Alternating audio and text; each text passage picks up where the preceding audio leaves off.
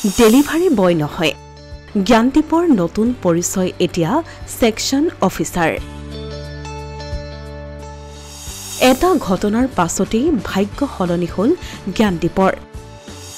কটনৰ মেধাৱী ছাত্ৰ জ্ঞানদীপ হাজৰিকাক USTMে প্ৰদান কৰিব চাকৰি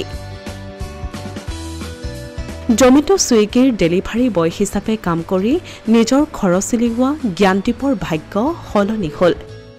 কটনৰ প্ৰাক্তন ছাত্ৰগৰাকীক USTMত নতুন কাম প্ৰদানৰ কথা ইতিমধ্যে সদৰি কৰিছে USTM কৰ্তৃপক্ষই উল্লেখযোগ্য যে যোৱা 25 নৱেম্বৰত USTMৰ অধ্যক্ষক সাক্ষাৎ কৰিছিল জ্ঞানদীপে তাৰ পাছতে এই সিদ্ধান্ত গ্ৰহণ কৰাৰ কথা ৰাজহুৱা কৰিছে USTMে কিছুদিন পূৰ্বে ফাঁচী বজাৰত এগৰাকী আৰক্ষী বিষয়াই লঘু দুখতেই অতিপাত প্ৰহাৰ কৰিছিল জ্ঞানদীপ হাজৰিকাক এই ঘটনা পোহৰলৈ অহাৰ পাছতেই ৰাজ্যজুৰি জ্ঞানদীপৰ সপক্ষে সৃষ্টি হৈছিল এক জোৱাৰৰ ঘটনাৰ গভীৰতা উমান পাই আৰক্ষী সঞ্চালক প্ৰধানে ততালিকে চাকৰিৰ পৰা নিলম্বন কৰি বিভাগীয় তদন্তৰ ঘোষণা কৰিছিল আৰক্ষী বিষয়াগৰাকীৰ বিৰুদ্ধে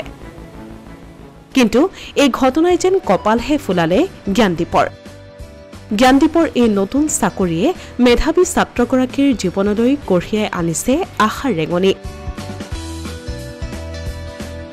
সকলো ঠিকে থাকে থাকিলে অচিৰেই USTMত নতুন চাকৰিত যোগদান কৰিব জ্ঞানদীপে সঁচাকৈ ভাগ্যই ক'ৰ পৰা কলৈ লৈ যায় এসময়ত বহু কষ্টৰে ডেলিভাৰী বয় হিচাপে কাম কৰা জ্ঞানদীপে এতিয়া USTMত কৰিব সেকশন অফিচাৰৰ চাকৰি অসমীয়া প্ৰতিদিন ডিজিটেল ডেস্ক